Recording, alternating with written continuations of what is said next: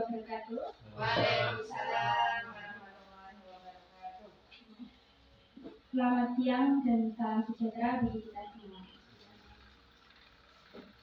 Di acara pada siang hari ini dengan acara diseminasi budaya positif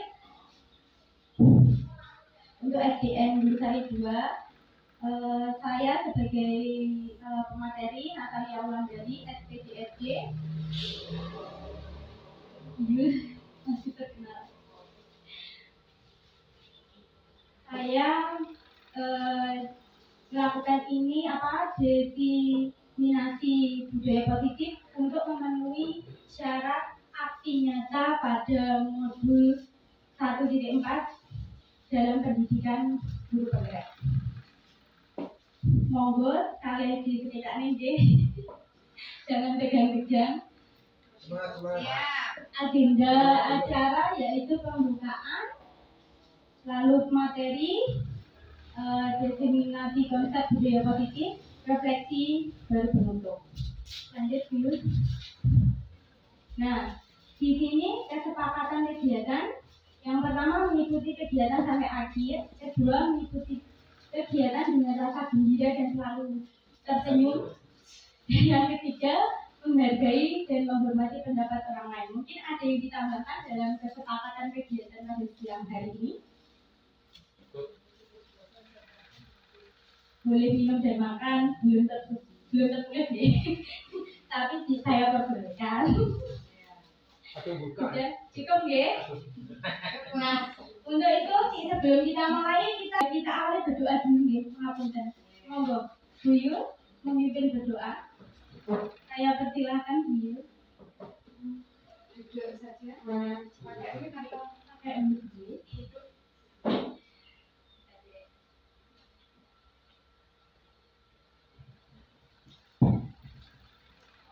Mari teman-teman, sebelum kita melaksanakan kegiatan pada siang hari ini, berdoa terlebih dahulu sesuai dengan keyakinan masing-masing supaya kegiatan kita pada siang hari ini berjalan dengan lancar dan sukses. Berdoa dimulai.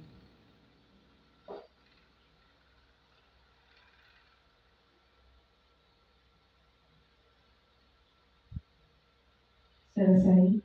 Terima kasih dari saya. Terima kasih atas pimpin doanya untuk Bu Nani Yulaika. Sebelum kita mengawali kegiatan, mari kita bikin terlebih dahulu ya. Monggo Bapak Ibu kita berdiri biar agak bersemangat. Monggo sarang-sarang.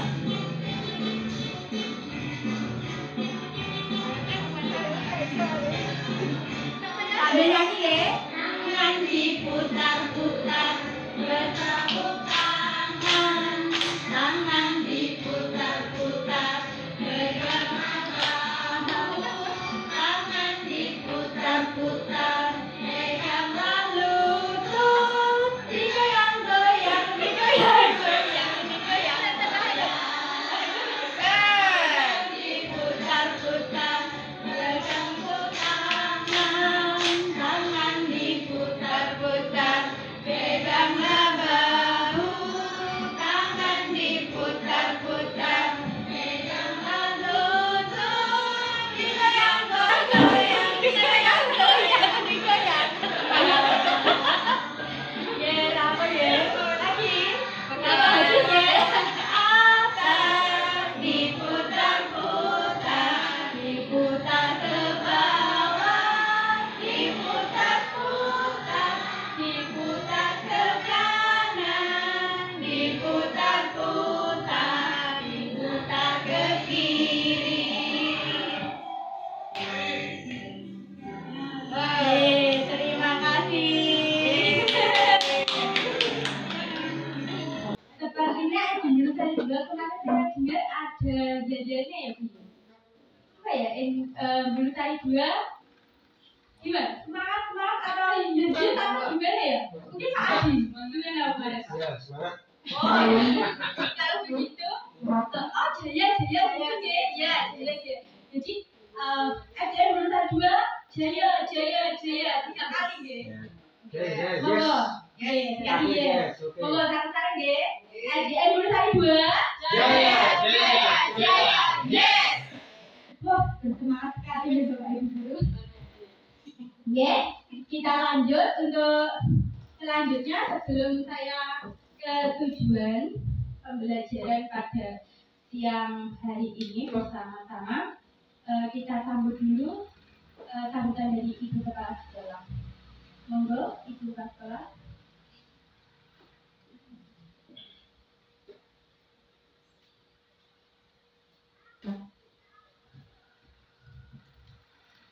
Assalamualaikum warahmatullahi wabarakatuh. Yang berhormat Bapak Ibu Guru SDN Busari 2, yang saya hormati Ibu CGP yang saat ini melaksanakan diseminasi budaya positif. Pertama-tama marilah kita selalu memuji syukur kehadirat Allah Subhanahu wa Ta'ala atas segala limpahan rahmat dan nikmatnya, sehingga siang hari ini kita dapat melaksanakan tugas kita, yaitu mengikuti sosialisasi dari calon dari CGP dengan diseminasi budaya positif. Monggo Bapak Ibu kita ikuti dengan seksama apa yang nanti disampaikan oleh Bu Wulan untuk melaksanakan aksi nyata, dengan harapan mudah-mudahan apa yang disampaikan Bu Wulan nanti bisa kita terapkan di lembaga kita. Mudah-mudahan apa yang kita pelajari hari ini, apa yang kita peroleh pada siang hari ini dapat kita terapkan pada anak didik kita, sehingga anak didik kita dapat menerapkan sesuai dengan harapan kita. Alhamdulillah untuk SD kita saat ini ada 2 CGP. Seperti kita tahu, program CGP fungsinya untuk tujuannya salah satunya sebagai pelopor pembelajaran. Kita berharap kepada Bu Wulan dan Bu Yul sebagai CGP dapat mengaplikasikan apa yang dipelajari selama CGP dan ditularkan kepada teman-teman. Betul nggih, Bu Wulan? Saya kira sambutan saya tidak bisa panjang lebar karena nanti yang akan disampaikan Bu Wulan cukup banyak. Yang penting kita mengikuti dengan seksama dan bisa melaksanakan atau menerapkan apa yang disampaikan oleh Bu Wulan. Sekian saja sambutan dari saya. Selamat mengikuti diseminasi budaya positif. Mudah-mudahan kegiatan siang hari ini berjalan dengan lancar tanpa suatu hambatan apapun. Akhir kata, wassalamualaikum warahmatullahi wabarakatuh. Terima kasih atas sambutan dari Ibu Kepala Sekolah. Mari kita lanjutkan untuk tujuan dalam pelaksanaan ini, yaitu meningkatkan pengetahuan warga sekolah akan budaya positif dalam lingkungan sekolah. Yang kedua, meningkatkan pemahaman budaya positif di sekolah. Dan yang ketiga, terbentuknya karakter budaya positif pada murid dengan pembuatan keyakinan kelas atau sekolah. Lanjut. Poin-poinnya atau konsepnya budaya positif cukup banyak nggih, ada 6, yaitu disiplin positif dan nilai-nilai kebajikan universal.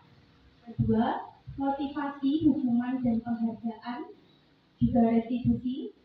Yang ketiga, keyakinan kelas. Keempat, kebutuhan dasar manusia, Quran gitu. Yang berikutnya, kelima adalah 5 posisi kontrol, dan yang terakhir adalah segitiga restitusi. Selanjutnya, bagian yang pertama yaitu disiplin positif dan nilai-nilai kebajikan universal. Lanjut. Nah, kita akan bermain terlebih dahulu yaitu untuk memahami perubahan paradigma kegiatan kepala tangan. Ini saya bagikan, monggo jenengan kali Bapak Ibu lintune jenengan sepakat apa yang ingin panjenengan tulis, nggih. Ini ada peraturannya. Sobeklah secari kertas kecil, tuliskan benda atau sesuatu yang sangat berharga untuk Anda. Letakkan di salah satu tangan Anda dan genggam benda atau sesuatu tersebut dengan segala daya, yaitu kekuatan panjenengan. Buatlah sebuah kempalan.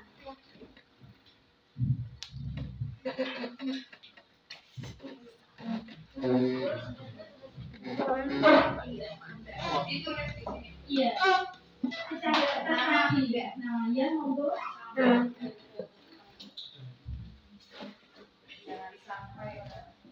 Jangan sampai orang sampingnya tahu, ya. Nah, cara mainnya nanti setelah Bapak Ibu menuliskan satu saja nama benda atau sesuatu yang mungkin berharga bagi Bapak Ibu. Setelah itu taruh di telapak tangan lalu digenggam. Lalu digenggam.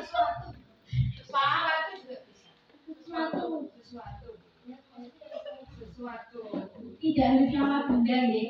Sesuatu yang menjadi biasa yang panjenengan sedoyo pernah sering pegang kalau benda. Kalau sesuatu yang harus pribadi, mungkin ya prinsip atau apa boleh dituliskan. Jangan sampai kanan kirinya tahu. Nah, setelah sudah selesai atau belum? Kalau sudah selesai, Bapak Ibu, monggo ditaruh di telapak tangannya masing-masing. Lalu tengok ke kanan atau ke kiri panjenengan atau ke belakang atau ke depannya, itu disuruh membuka. Monggo. Bisa malu kayak Bu Erwin. Malu kayak Bu Erwin. Jadi aku bisa membuka. Gantian, bukanya gantian. Oke, ya. Ya, panjenengan jadi A dulu atau jadi B dulu, monggo.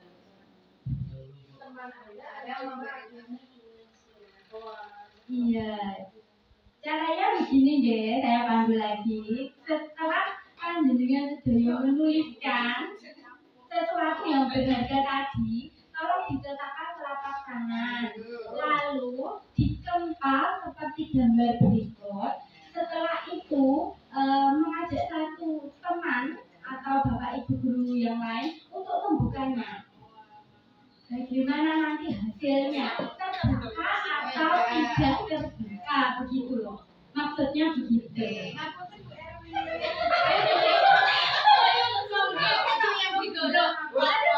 Ya Pak, harus ditinggal. Sekuat tenaga panjenengan sedaya. Nah, setelah ini orang lain bisa tidak membukanya, ngoten. Gua maksa pagi. Nah, ini bisa nggak terbuka? Boleh? Mas nanti tak belikan.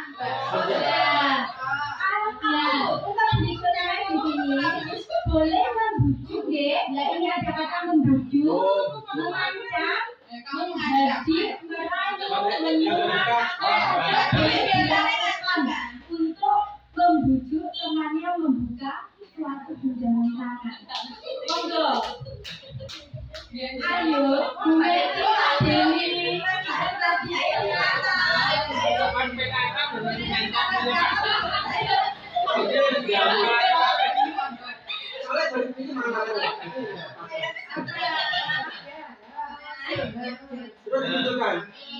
Nah, monggo. Sudah. Nanti. Sekarang gantian, monggo. Gantian pelaku yang A tadi membuka yang B. Monggo gantosan. Bisa terbuka tidak? Ayo.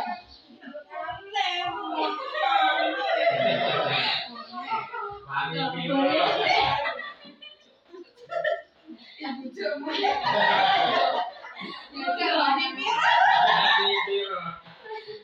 Boleh dia membujuk, boleh mengancam. Oh, tidak dia mengancam,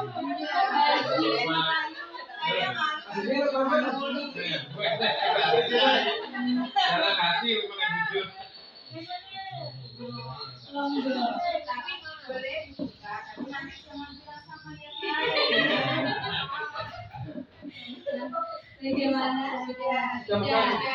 Adakah tim A yang terbuka tangannya? Ada. Adakah tim B yang terbuka tangannya? Ada. Semuanya terbuka. Oh tidak, semua terbuka. Nah, itu sebenarnya monggo beliau di next deh. Nah, dari permainan tadi sebenarnya itu tadi adalah kita belajar tentang perubahan paradigma teori kontrol atau teori pilihan, yaitu ilusi kontrol. Panjenengan tadi kan suruh semuanya membuka dengan cara apa? Ada yang memicu, ada lagi mengancam. Nah,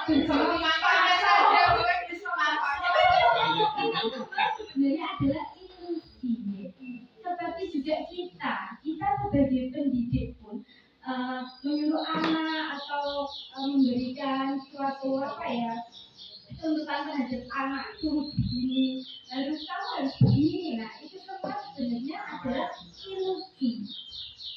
Kenapa dikatakan ilusi? Nah, karena semua yang kita lakukan tadi itu kalau hati kita tidak ingin membuka, dia tidak akan pernah terbuka. Dia apa buatan? Setuju nggih?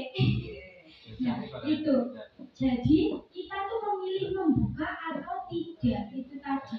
Itu semua dari diri kita, bukan orang lain yang mengontrol kita. Meskipun kita bilangnya di dalam hati tidak, ya itu tidak akan terbuka. Kalau orang lain berkata apapun kepada kita, kalau kita tidak ingin ya itu tidak akan pernah dilakukan atau terbuka lagi. Nah, dari teori kontrol atau teori pilihan ini ada beberapa ya. Di situ sudah saya cantumkan, yaitu ilusi guru mengontrol murid, yaitu biasanya Bapak Ibu pernah melakukannya mungkin? Ya. Iya, biasanya yang dilakukan apa Bapak Ibu? Merayu. Ya, anak bisa belajar kita. Nah, itu semua adalah ilusi. Kalau anak kita tidak mau, ya tetap tidak akan pernah berjalan. Anak tidak akan pernah mau belajar. Iya.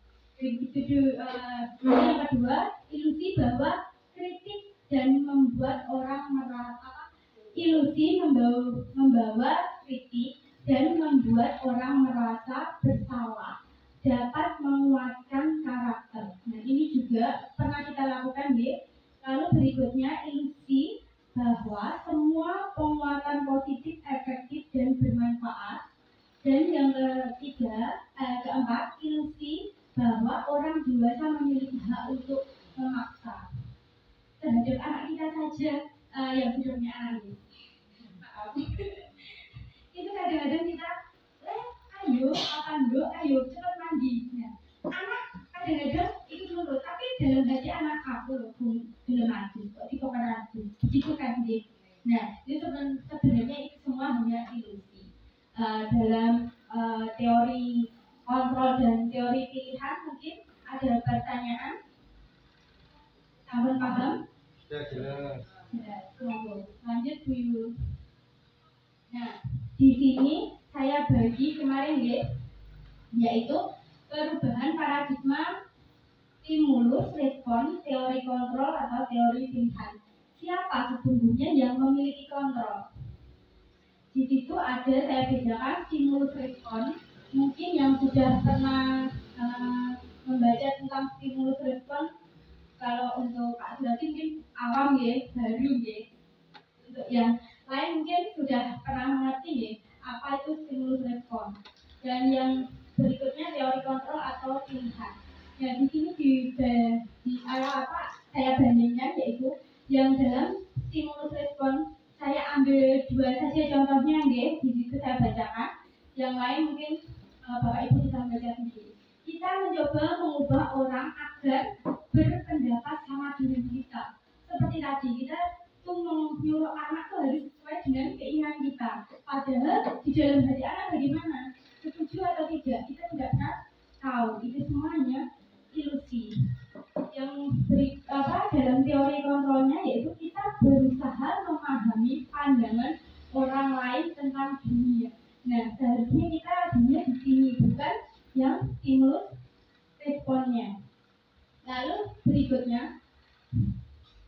perilaku buruk dilihat sebagai suatu kesalahan. Dalam teori kontrol adalah semua perilaku memiliki tujuan.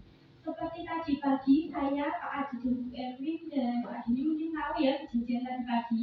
Nah, mereka melakukan sesuatu itu sebenarnya juga ada tujuan. Maka dari itu kita sebagai guru itu hanya melihat ilusinya saja. Jadi kita itu hanya terilusi oleh apa yang kita mau terhadap anak.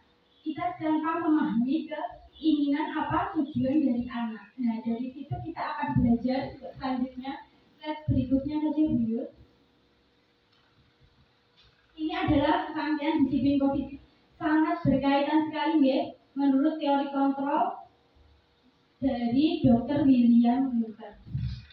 Di sini sangat banyak sekali ya panah-panahnya dan sebagainya sangat banyak. Di sini nanti saya akan mengulas satu persatu mulai dari disiplin positif ini sampai dengan ini. Ada yang pertama tadi disiplin positif ini yaitu ada tidak bisa mengontrol orang lain, hanya ada yang bisa mengontrol diri Anda. Itu tadi jawaban dari soal yang pernah kita mainkan tadi. Makna disiplin itu adalah belajar kontrol diri dengan menggali potensi kita agar tercapai tujuan mulia, yaitu sesuatu menjadi seseorang yang kita inginkan berdasarkan nilai-nilai yang kita hargai. Nah, setelah kita memahami bahwa apa yang membuat diri kita bisa mengontrol diri kita sendiri itu adalah dari diri kita sendiri, bukan dari luar atau dari orang lain. Jadi yang bisa mengontrol intinya adalah kita sendiri. Lanjutnya, semua perilaku memiliki tujuan. Nah, untuk yang berikutnya, maaf saya nggak punya itu. Jadi ini ya. Di situ ada teori motivasi, nanti akan kita pelajari. Teori motivasi ada beberapa ya, yaitu nanti kita bisa memahami motivasi eksternal dan teori motivasi ekstrinsik dan motivasi intrinsik. Nanti kita juga akan pelajari beberapa dari teori motivasi sampai ke nilai-nilai kebajikan universal dan juga ada hubungannya dengan keyakinan kelas. Lalu berikutnya adalah model berpikir menang-menang, kolaborasi dan konsekuensi menciptakan pilihan-pilihan baru. Nanti kita akan belajar di dalamnya ada 5 posisi kontrol, yaitu ada penghukum, membuat rasa bersalah, teman, pemantau, manajer, dan nanti akhirnya kita sebagai manajer itu nanti bersangkutan dengan segitiga restitusi. Dan berikutnya realitas atau kebutuhan kita berbeda, kita berusaha memahami pandangan orang lain tentang dunia. Setiap orang memiliki gambar berbeda. Nanti kita berhubungan dengan 5 kebutuhan dasar manusia, yaitu ada bertahan hidup, penguasaan, kasih sayang dan rasa diterima, kesenangan dan kebebasan. Monggo lanjut dulu. Apakah makna disiplin? Nah, ini tadi ada beberapa dari slide sebelumnya itu adalah rangkaian tentang budaya positif tadi, sangat berkaitan dari disiplin sampai dengan 5 posisi kontrol dan kebutuhan dasar manusia tadi sangat berkaitan. Dan sekarang kita kembali lagi pada disiplin ya. Maka apakah makna disiplin? Yaitu berasal dari bahasa Latin disciplina yang artinya belajar. Dan kita kalau mikir disiplin kita tuh harus nurut gitu ya, patuh gitu. Padahal ternyata kita tuh harus belajar. Pemahaman kita sudah berbeda.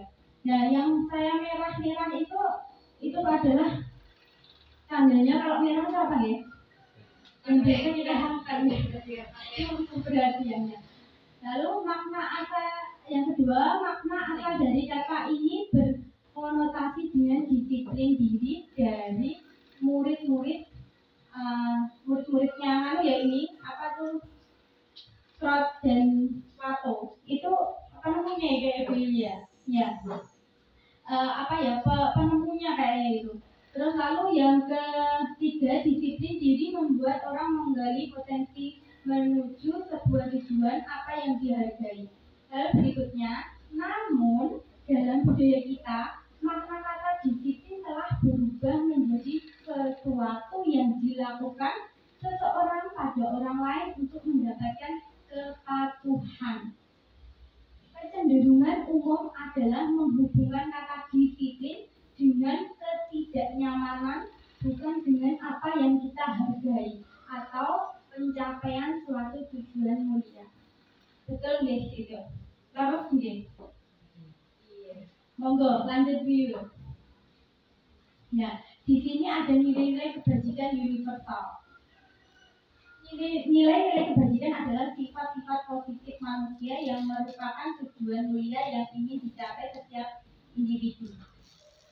Nilai-nilai tersebut bersifat universal dan lintas bahasa, suku bangsa, agama maupun latar belakang. Setiap perilaku atau perbuatan memiliki suatu tujuan. Dari Dr. William G. pada teori kontrol 1984 dengan mengaitkan nilai-nilai kebajikan yang diyakini seseorang, maka motivasi intrinsiknya akan terbangun sehingga pengerakan motivasi dari dalam untuk dapat mencapai tujuan mulia yang diinginkan. Monggo lanjut dulu. Ini bagian yang tadi masih tersanya ya. Nilai-nilai kebajikan yang ingin dicapai oleh setiap anak Indonesia kita kenal dengan profil pelajar Pancasila. Semua sudah tahu ya tentang profil pelajar Pancasila di dalamnya, yaitu beriman, bertakwa kepada Tuhan Yang Maha Esa dan berakhlak mulia, mandiri, bernalar kritis, berkebinekaan global, bergotong royong dan kreatif. Ini sesuai dengan visi sekolah kita. Monggo lanjut Bu. Nah, tadi tentang disiplin positif tadi sudah paham deh bahwa kita tuh sebenarnya mendisiplinkan anak selama ini bagaimana? Apakah itu hanya ilusi ataukah sudah sebenarnya kita memberikan pembelajaran pada anak? Ilusi, Iya, agar anak patuh deh. Nah, dan bagian kedua ini adalah motivasi, hukuman dan penghargaan restitusi. Monggo Bu, slide berikutnya. Teori motivasi ini tadi saya sudah jelaskan di ada dua yaitu eksternal dan internal. Nah, yang selama ini kita lakukan apa nih terhadap anak? Coba kita lihat. Yang pertama, untuk menghindari ketidaknyamanan atau hukuman, apa yang akan terjadi apabila saya tidak melakukannya? Nah, itu adalah kata-katanya untuk motivasi eksternal. Jadi biasanya kita mungkin ada yang bisa memberi contoh tentang yang pertama ini, untuk menghindari ketidaknyamanan. Pernah mungkin Bapak Ibu melakukan atau kejadian gitu tentang memberikan motivasi eksternalnya? mengerjakan PR melakukan sesuatu agar tidak dihukum. Jadi bukan kesadaran sendiri. Nah, pernah berarti pernah kita pernah melakukannya. Ternyata itu adalah motivasi eksternal. Dan yang kedua ini juga motivasi eksternal. Apa yang akan saya dapat apabila saya melakukannya? Pertanyaannya begitu. Dapat bintang. Dapat bintang. Iya. Itu mungkin dilakukan hanya untuk orang tertentu nanti anak-anak. Kita, kamu kalau bujul, aku mesti dapat bintang. Nah, aku tak mendekati bujul. Aku nggak mau sama Bu Kucing, mungkin nanti kalau mau Kucing di kasih bintang juga atau gimana gitu. Jadi anak-anak bisa memilih karena hanya dapat bintang. Itu adalah motivasi eksternal. Dan yang kita sebagai tujuan disiplin positif itu kita mencapai motivasi internal. Ini yang agak sulit. Saya sendiri mempraktekannya itu agak keteteran. Nah, untuk menghargai diri sendiri. Jadi siswa itu harus menghargai dirinya sendiri. Untuk apa saya belajar? Untuk apa saya mengerjakan tugas belajar? Itu nanti siswa akan terbentuk dengan dengan sendirinya dengan cara sadar diri ya, kayak itu loh, bukan sadar diri, sadar diri ya. Saya akan menjadi orang yang seperti apa bila saya melakukannya. Nanti pertanyaan kedua akan seperti itu. Monggo selanjutnya Bu. Nah, ini merdeka menurut Ki Hajar Dewantara. Tadi kalau kita sudah mengenai ke anak yang motivasi internal ya, itu nanti anak juga akan merasa merdeka. Kata Bapak Pendidikan ya, merdeka itu artinya tidak hanya terlepas dari perintah, akan tetapi juga cakap buat memerintah diri sendiri. Jadi kalau anak sudah termotivasi internalnya, dia akan melakukan secara sendiri tanpa kita perintah. Biasanya saya kalau pagi itu merintah anak saya tuh minta ampun deh untuk mandi saja. Nah itu belum terbentuk motivasi internal. Monggo selanjutnya Bu. Nah kita akan mengenal dihukum oleh penghargaan. Ini yang dikatakan Bu tadi ya. Saya bilang dulu bahwa penghargaan berlaku sama dengan hukuman dalam arti meminta atau membujuk seseorang melakukan sesuatu untuk mematuhi suatu tujuan tertentu dari orang yang meminta atau membujuk. Dorongannya eksternal dan akan ada faktor ketergantungan. Nah, beberapa dampak dari pemberian penghargaan. Tadi beliau bilang dikasih bintang, ya, seperti itu. Ternyata ini penjelasannya. Pengaruh jarak pendek dan jangka panjang, ada juga penghargaan menghukum, ada juga penghargaan mengurangi ketepatan, penghargaan tidak efektif, penghargaan merusak hubungan. Ini benar-benar terjadi. Yang saya pernah terjadi itu adalah penghargaan tidak efektif. Itu saya pernah melakukannya. Jadi ketika ini ada satu siswa saya yaitu kelas 1 yang kemarin sampai mogok review ya, itu juga dia aktif sebenarnya, anaknya aktif tapi cuma kurang internalnya sangat kurang review, hanya aktif motoriknya saja. Jadi dia tuh ketika saya memberikan reward atau saya memberikan sesuatu pada dia, itu saya maju, ya silakan, dia tidak bisa tapi ingin maju, sedangkan teman yang lain bisa ingin maju tapi kekendih gitu lah. Jadi akhirnya dia tuh merasa digitukan langsung down. Akhirnya dia mogok. Nah itu motivasi internalnya dia belum mendapat. Saya sendiri juga masih meraba-raba tentang memberi motivasi internal ini. Yaitu penghargaan tidak efektif ini saya rasakan. Ketika dia saya berikan sesuatu nilai yang bagus, dia saya puji, itu dia senang. Ketika dia tidak mendapatkan, dia langsung mogok. Nah, disitulah kelemahan dari dihukum oleh penghargaan. Penghargaan itu tidak selalu memberi yang terbaik. Ternyata bisa juga adalah sebuah hukuman. Ada imbal baliknya. Berikutnya, Buyur, dihukum oleh penghargaan lagi deh. Penghargaan ini terusannya tadi. Penghargaan menurunkan kualitas.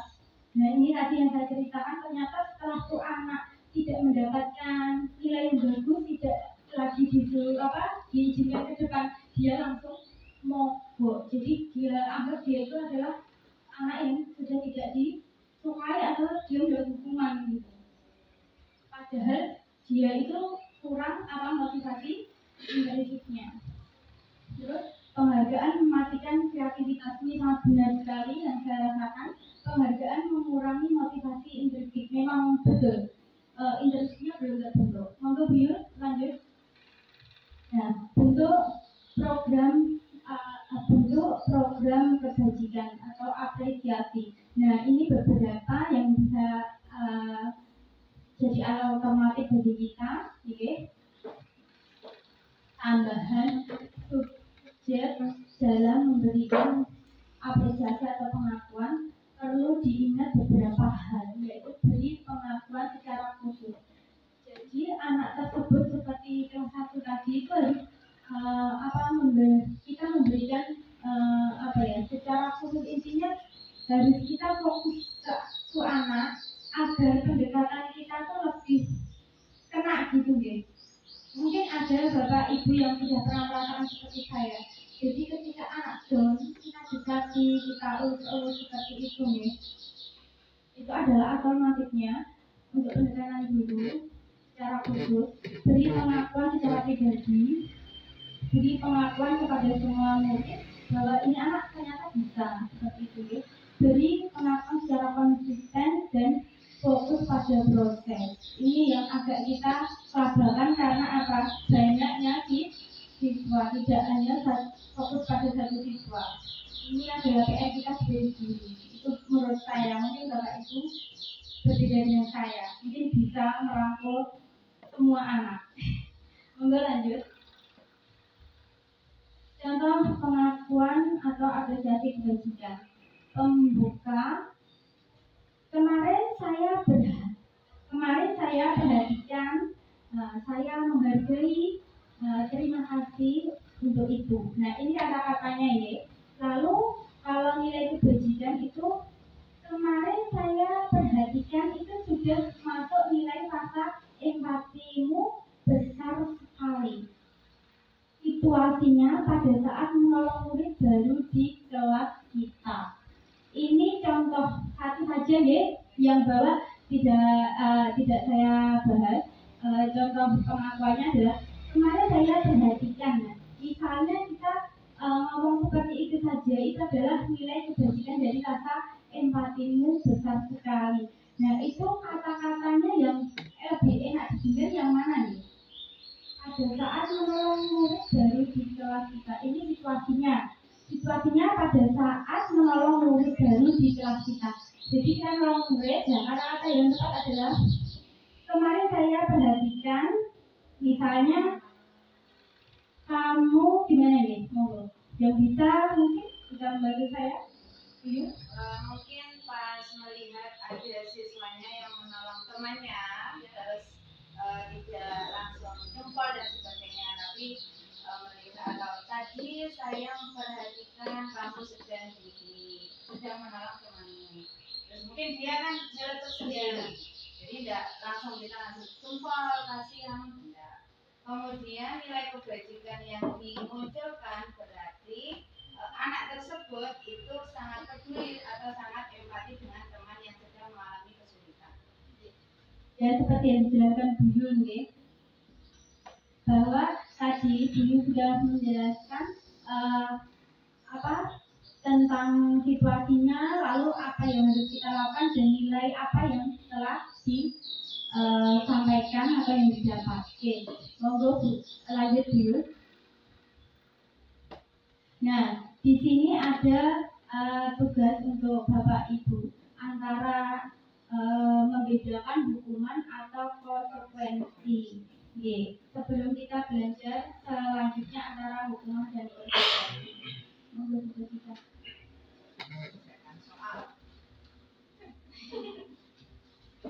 Maaf, tidak saya beri nama atasnya mungkin tadi. Memang tidak saya beri nama untuk biar bebas untuk menjawab.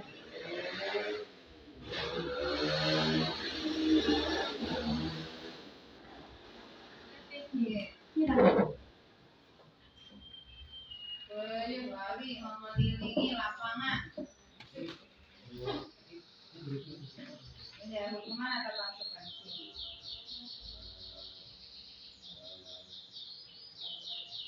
Yang pertama mencatat 10 kali di dalam buku kalimat. Saya tidak akan terlambat lagi karena saya tidak akan terlambat lagi karena terlambat ke sekolah. Oh, jadi ini anak adalah mencatat 10 kali di bukunya. Saya tidak akan terlambat lagi. Karena anak tersebut ini ceritanya terlambat nih. Ini sebelum kita belajar ke hukuman atau konsekuensi. Murid disuruh menggunakan sepatu seharian di sekolah karena tidak menggunakan sepatu hitam. Ini ceritanya itu anaknya berarti tidak memakai sepatu hitam. Jadi yang mana Bapak? Murid disuruh untuk mengenakan sepatu seharian di sekolah, karena tidak mengenakan sepatu hitam. Maksudnya dia itu tidak memakai sepatu hitam, padahal peraturan sekolah itu harus memakai sepatu hitam. Maka kamu harus mengenakan sepatu seharian. Sampai di rumah. Terus sholat juga pakai. Iya, iya nggak apa-apa ini kan kalimat.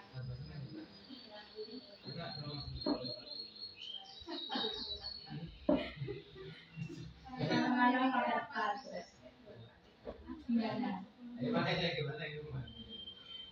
Iya Pak, itu kalimatnya ya. Kita itu bukan membahas tentang hukuman itu. Kita membahasnya adalah kalimat itu tepat sebagai hukuman atau konsekuensi itu loh Pak. Murid disuruh nyeker.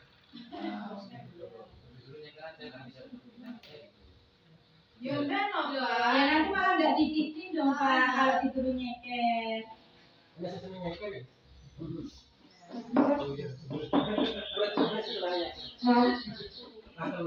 Yang penting ketika berangkat kan pakai sepatu hitam. Dan sedangkan ini anak tidak memakai sepatu hitam. kayak desa Nah, sepatu putih kan?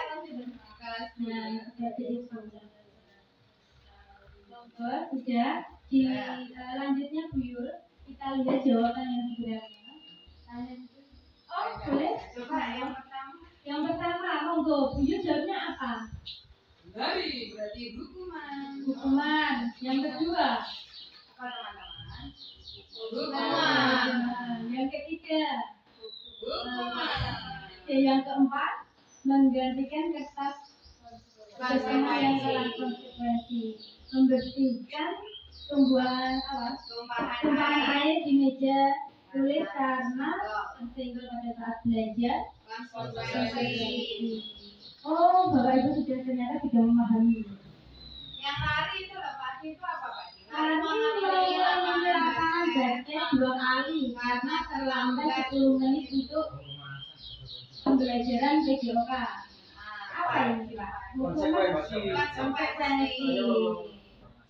Terlambat. Kita lihat dia jawabannya. Jawabannya jeng jeng jeng. Yeay.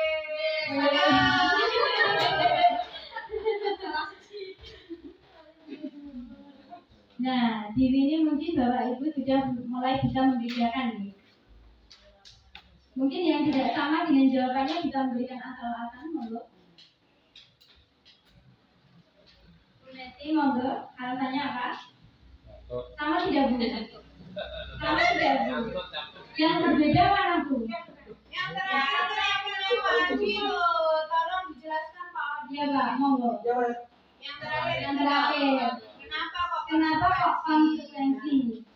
Ya, sebagai pengganti dia terlambat 10 menit, konsekuensinya lari 2 kali. Kalau juga selama 10 menit. Mengganti.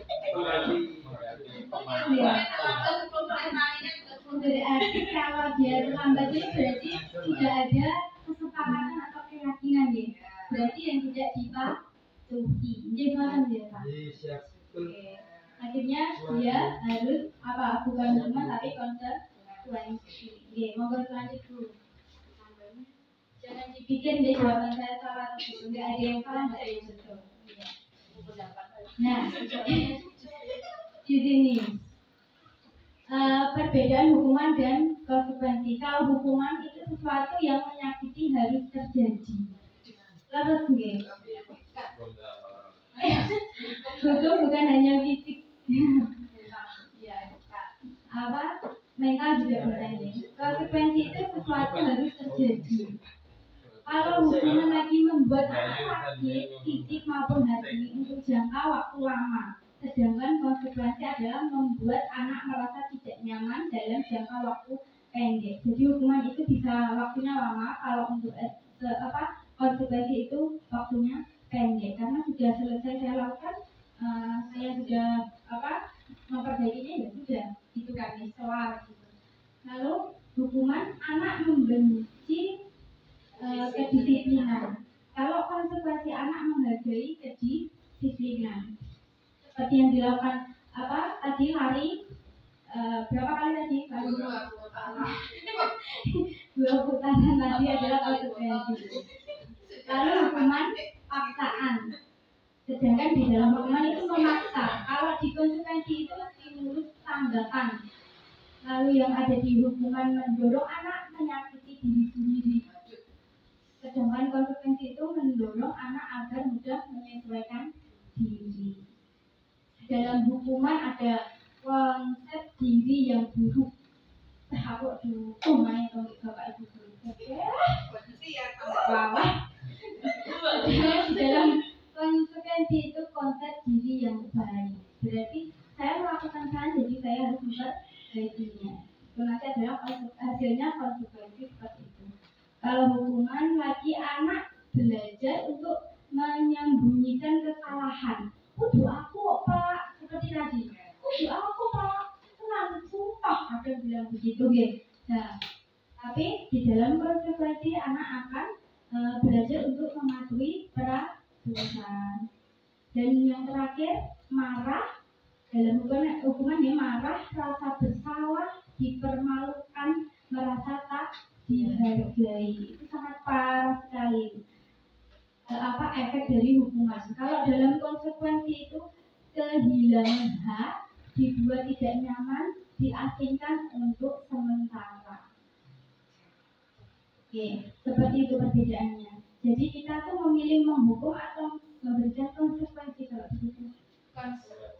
Konsekuensi saja nih, karena kita pendidik yang berpihak pada murid. Lanjut. Iya, tidak menyakitkan. Yang sering disakiti. Sekarang kita akan belajar ke restitusi. Mungkin ada yang mengenal tentang restitusi, Pak Haji, penjelasannya monggo. Belum baca ini, mungkin pemahaman Pak Haji apa? Tadi Pak Haji menjelaskan saya ya Bu. Restitusi tentang kejadian mematahkan pohon apokat tadi ya Bu. Ya maklum kan kemarin baru belajar. Iya, di dalam PNM terima kasih. Semuanya bisa. Iya, semuanya bisa. Ya, kalau gitu berarti sudah paham ya. Perlu dibaca apa mboten? Monggo. Restitusi adalah proses menciptakan kondisi bagi murid untuk memperbaiki kesalahan mereka. Nah, seperti kasus tadi pagi, kalau di video itu sudah masuk aku nyata loh ya.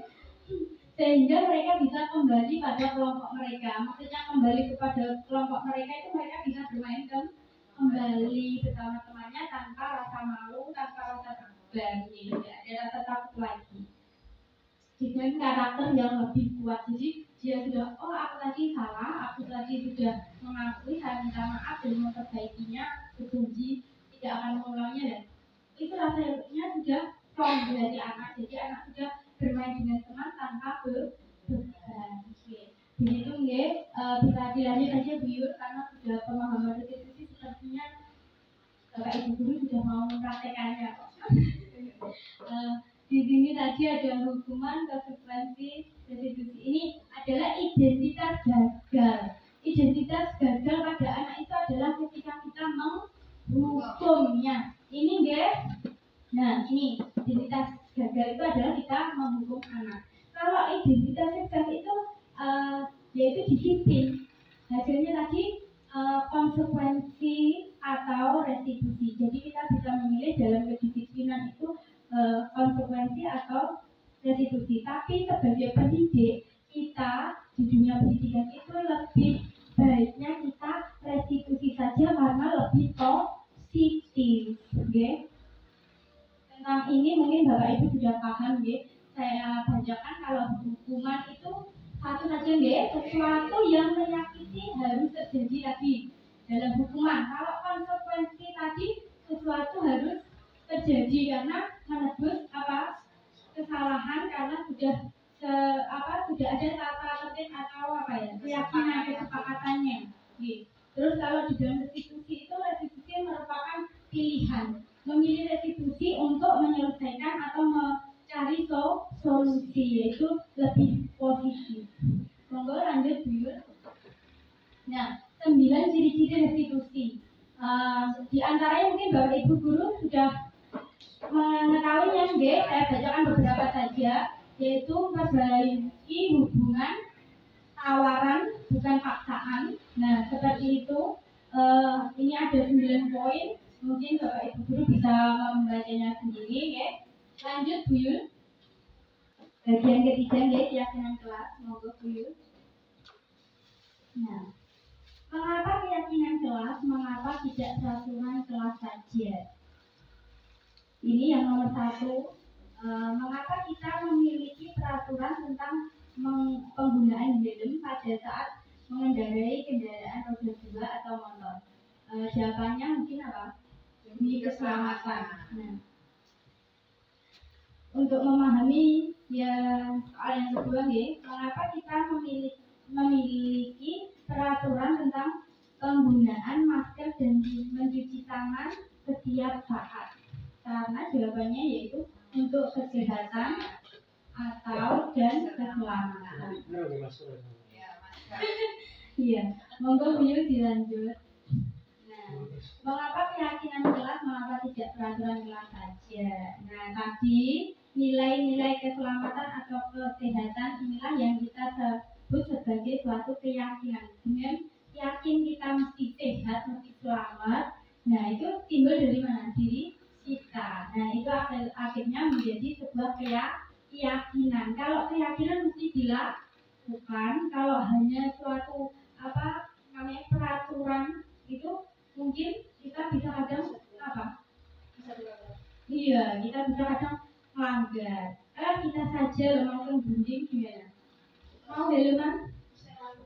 Tidak mau. Kenapa? Karena itu adalah sudah peraturan, ya.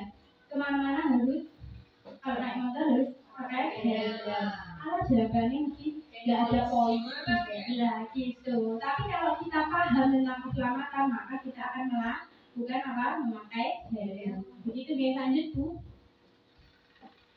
Pembentukan keyakinan kelas, saya yakin Bapak Ibu guru sudah tahu ini, yaitu keyakinan kelas bersifat lebih abstrak. Jadi kata-katanya lebih umum. Sudah tahu ya nih? Kita dilanjut.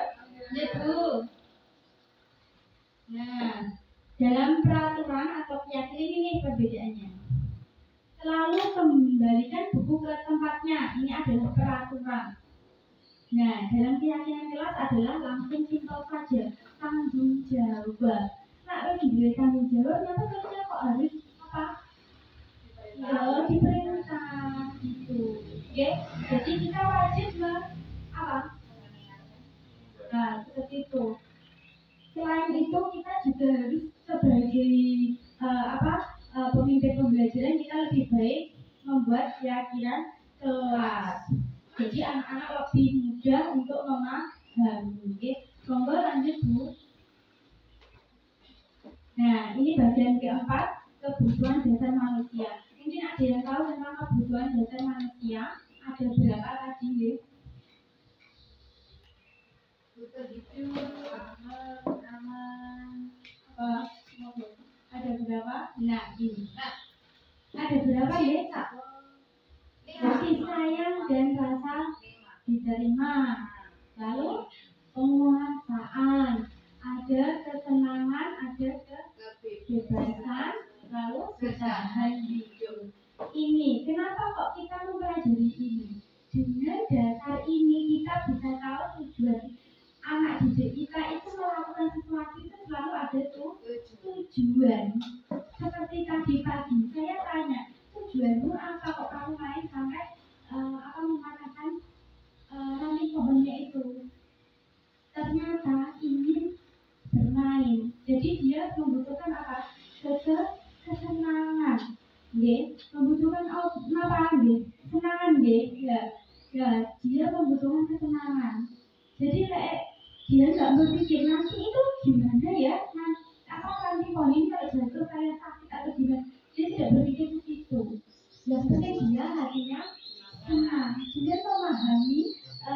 kebutuhan dasar manusia. Kita akan memahami anak ini ternyata butuh kesenangan, butuh suatu kebahagiaan dia untuk melakukan kegiatan itu, akhirnya membuat suatu kesalahan. Jadi kesalahan anak itu tidak berujung anak ini harus dukung atau apa. Jadi kita harus mempelajarinya dulu tentang kebutuhan dasar itu. Jadi kita sebagai pendidik mengetahui tujuan anak ini apa dengan dasar-dasar apa kebutuhan dasar manusia. Kalau kita sudah paham kebutuhan dasarnya, jadi kita bisa revisifikasi. Begitu nih.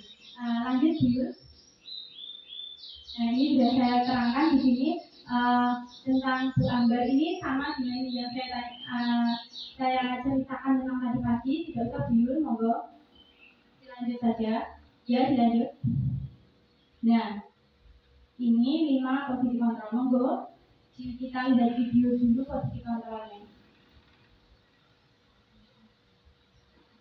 Agar lebih memahami 5 posisi kontrol setelah kita memahami dasar-dasar kebutuhan dasar manusia tadi. Dalam video ini kita nanti bisa membedakan 5 posisi kontrol.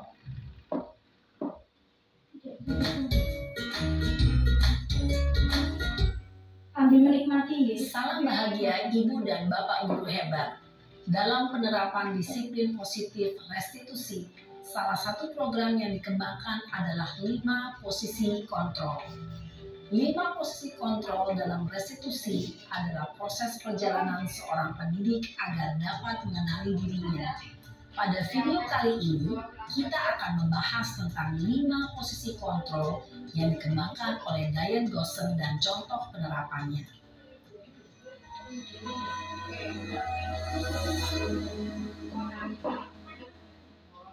5 posisi kontrol itu adalah 1. Posisi penghukum. 2. Posisi pembuat merasa bersalah. 3. Posisi teman. 4. Posisi pemantau atau monitor. Dan 5. Posisi manajer. Untuk lebih memahami kelima posisi tersebut, mari kita saksikan kasus Naren yang terlambat hadir 20 menit di sekolah dan melihat bagaimana kelima posisi kontrol dalam menghadapi masalah tersebut. Yang memecahkan.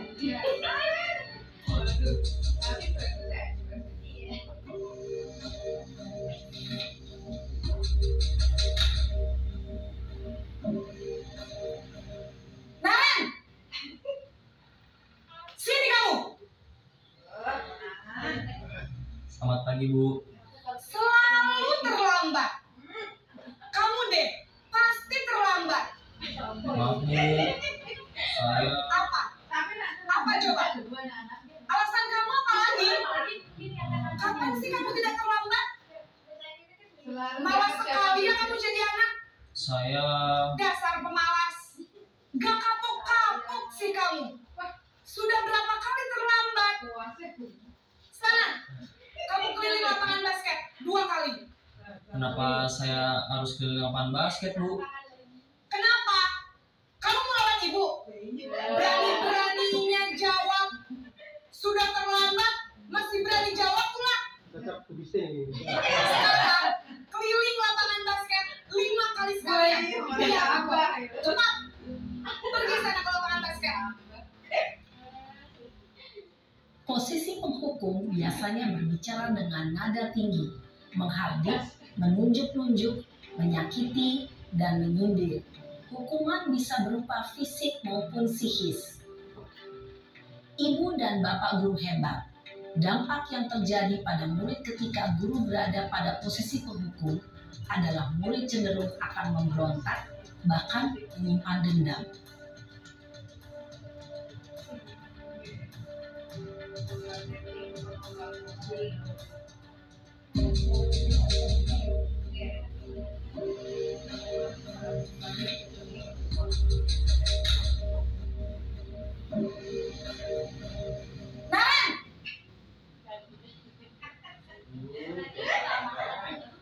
Selamat pagi, Bu.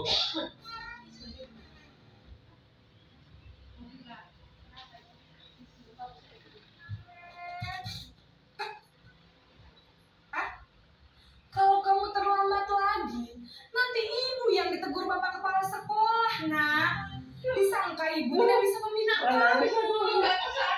Duh, gimana ini? Gusti Naren. Kamu suka ya kalau ibu kepala Saya sekolah? kebanyakan nangis aku. Sekarang ibu harus tulis apa ini di buku absen? Ini kamu sudah sering terlambat loh. Ibu harus apa coba? Tapi tak, anakku dewe.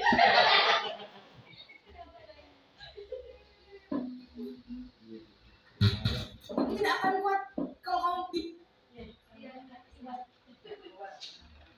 apa Ibu bisa jantung. Jantungan.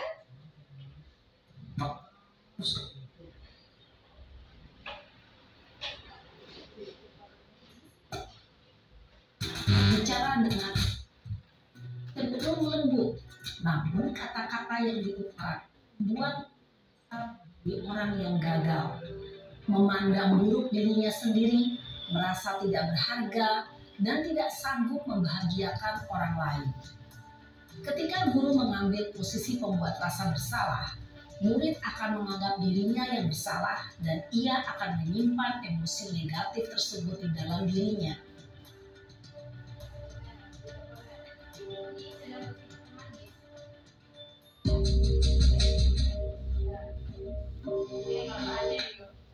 Aku ya menyindir. Naren!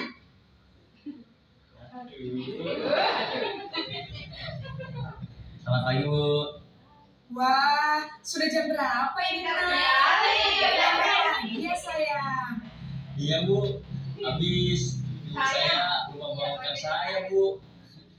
Kamu malah menyalahkan ibu kamu. Kamu bukannya anak yang larinya paling kencang. Kok terlambat?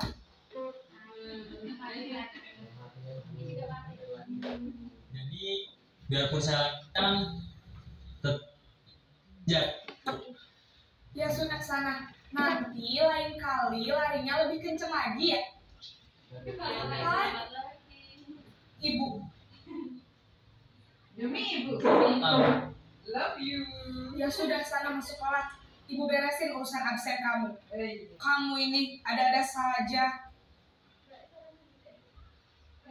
Dalam posisi teman, guru berbicara dengan nada suara ramah, akrab, cenderung bersenda gurau untuk menjaga suasana tetap santai. Murid akan merasa senang, aman, dan akrab dengan guru. Identitas yang tercipta adalah identitas sukses atau berhasil. Namun, perlu diingat, karena ini masih dorongan eksternal, maka ada faktor ketergantungan dan murid kepada orang tertentu. Di sini, guru absennya, sehingga di lain waktu, murid bisa berperilaku baik, namun hanya kepada orang-orang tertentu saja.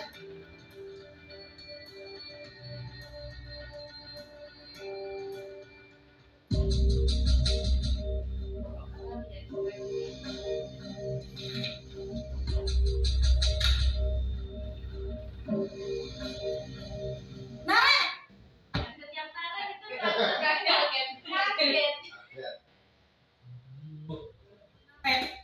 Apa peraturan sekolah kita tentang masuk sekolah, nak? harus kok Sekarang sudah jam 7.20. Naren sudah tahu konsekuensinya jika terlambat hadir. paham, Bu. Saya harus tinggal kelas pas jam istirahat selama 20 menit. Iya benar, konsekuensinya demikian. Jadi nanti jam 9.30 pas istirahat, kamu harus tinggal di kelas, kerjakan tugas tambahan untuk ketertinggalan kamu, ya? Baik, Bu. Posisi pemantau mengandalkan penghitungan atau data untuk mengontrol murid. Guru mengarahkan murid berdasarkan peraturan dan konsekuensi.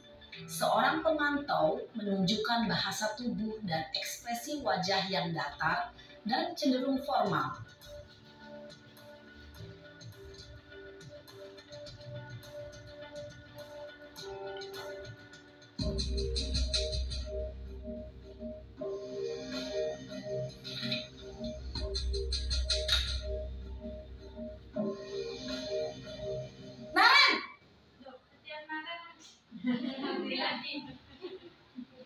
Selamat pagi, Bu. Selamat pagi, Naren. Maaf, Bu. Saya terlambat. Iya, sekolah masuknya jam 7, sekarang sudah jam 7.20. Jadi sekarang bagaimana ini, Naren? Maaf, Bu. Saya lupa setel alarm saya semalam. Baiklah, menurut kamu, keyakinan sekolah yang mana yang perlu kamu tingkatkan? Menghargai diri sendiri dan orang lain mungkin ya, Bu. Setuju. Jadi, apakah Naren meyakini prinsip saling menghormati tersebut? Iya, Bu. Saya meyakininya. Apakah Naren bersedia memperbaiki masalah keterlambatan ini? Bersedia, Bu. Bagaimana kamu akan perbaiki masalah keterlambatan ini? Saya akan coba untuk tidak lupa menyetel alarm saya, Bu. Baik, kalau Naren lupa menyetel alarm di rumah, ada orang yang kira-kira bisa bantu mengingatkan tidak? Ada, Bu. Kakak saya, Kak Emma. Ada lagi selain Kak Emma? Selain Kak Emma, ada ibu saya. Baik, jadi yang mengingatkan Naren adalah Kak Emma dan ibu kamu ya? Kira-kira akan mulai setel alarm kapan nih, Naren? Setelah pulang sekolah, akan segera saya lakukan. Baik, jadi Naren akan setel alarm untuk bangun besok pagi dan akan diingatkan oleh kakak dan ibunda Naren ya? Ada lagi yang mungkin perlu dilakukan, Naren? Agar tidak terlambat bangun lagi. Tidak ada, Bu. Baik, Naren. Terima kasih untuk kerjasama kamu. Sekarang kamu perlu kembali ke kelas untuk belajar. Baik, Bu. Terima kasih. Posisi manajer adalah posisi kontrol yang disarankan untuk membimbing murid memiliki sikap disiplin yang positif, yaitu murid yang mandiri, bertanggung jawab, dan dapat memecahkan masalah. Tujuan dari posisi ini adalah agar murid dapat berefleksi atas tindakannya. Guru akan dengan tulus memberikan pertanyaan-pertanyaan bermakna, sehingga membuat murid dapat belajar dari kesalahannya.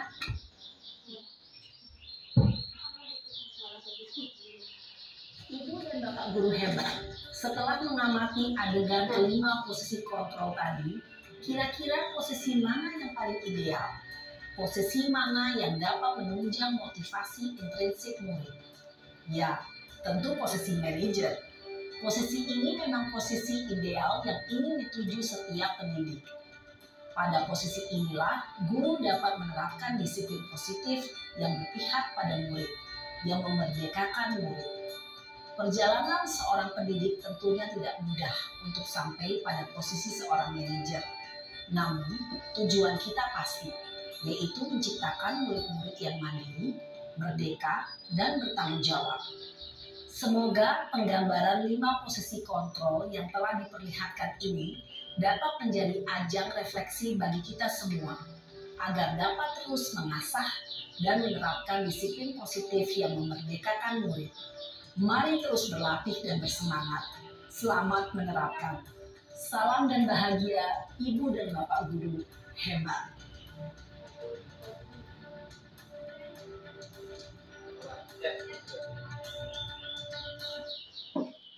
Segitiga restitusi, yaitu ada 3 dalam segitiga restitusi. Saya berinya dulu biar lebih jelas. Ada menstabilkan identitas. Di dalam menstabilkan identitas ini, kita membimbing anak merasa, dalam membimbing anak untuk membuat anak yang merasa gagal karena berdua salah menjadi posisi terhadap dirinya sendiri. Jadi anak itu intinya tidak akan merasa gagal kembali dengan motivasi yang kita buat melalui langkah menstabilkan identitas ini. Berikutnya, validasi kebutuhan. Nah, kita mengkorek kebutuhan anak melakukan kesalahan tersebut apa. Jadi setelah kita mengetahuinya, kita dapat mengambil suatu keputusan dengan memberikan yaitu memberikan pertanyaan menanyakan keyakinan yang belum dilakukan oleh anak tersebut. Begitu tentang segitiga restitusi. Berikutnya, Bu. Nah, dalam refleksi ini monggo Bapak Ibu kita merefleksi kegiatan kita dari awal hingga Monggo, sudah ditulis untuk refleksinya. Pertanyaan yang pertama itu warnanya oranye, mungkin jawabnya di lembar yang oranye. Yang kedua hijau, ketiga kuning, dan keempat pink. Monggo yang sudah silakan bisa ditempel ya. Silakan maju saja ya. Ditempel langsung.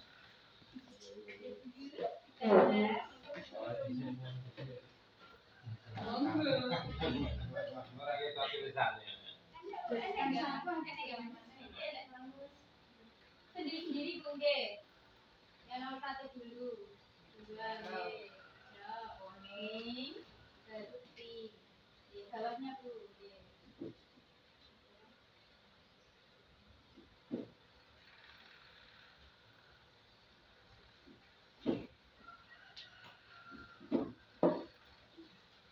Aman ya?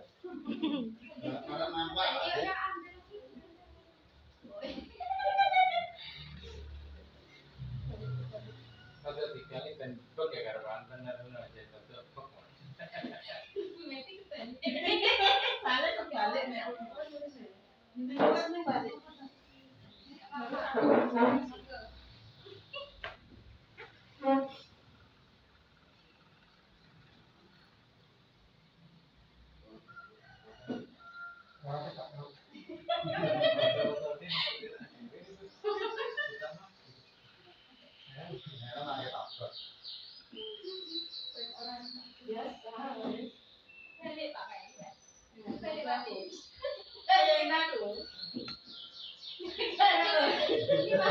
Disambung sama anu Pak. Disambung simbolnya lho Pak. Sambung aja gini.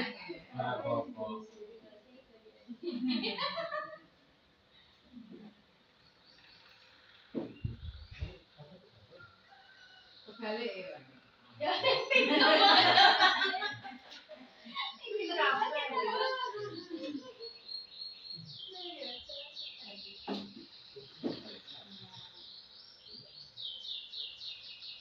wah, ada kata ijaman.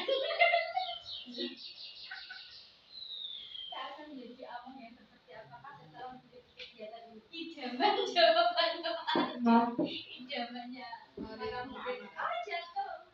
Namanya para murid. Para wanita. Para wanita bukan para Ijamannya para wanita. Nek guru olahraga orang gara kuwi wis pakai ijaman. Apa nek matematika pangkat dibenci. Ya, terima kasih atas refleksi Bapak Ibu. Sebelum kita akhiri, mari kita tutup dengan hati yang senang, dengan berbahagia setelah mengikuti sesi ini. Sebelum kita akhiri, mari kita berdoa terlebih dahulu. Sesuai kepercayaan dan keyakinan masing-masing, berdoa saya persilakan.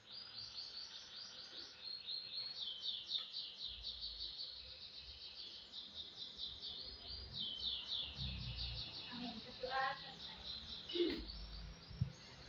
Terima kasih atas kehadiran Bapak Ibu sudah meluangkan waktu untuk kegiatan pada siang hari ini. Semoga yang saya sampaikan